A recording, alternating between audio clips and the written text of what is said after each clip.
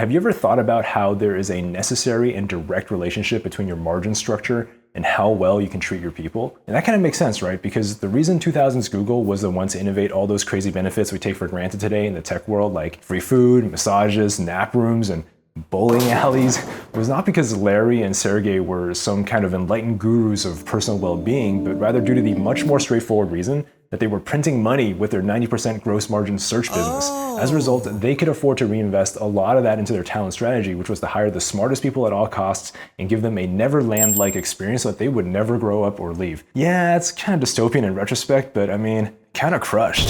By the same logic, if we flip the equation, I guarantee you will not be able to think of a low margin business like a restaurant or mass market retail store that offers similar benefits, let alone anywhere in the same ballpark.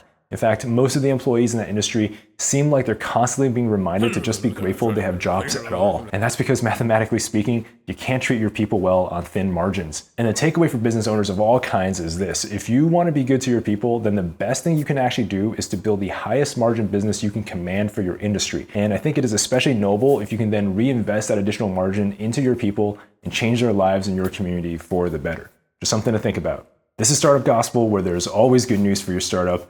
Maybe your soul too. So give us a follow if you want to change how you see the world and make success inevitable. I have nothing to sell you because I made my money elsewhere. I do have a mission, however, so I'll see you around.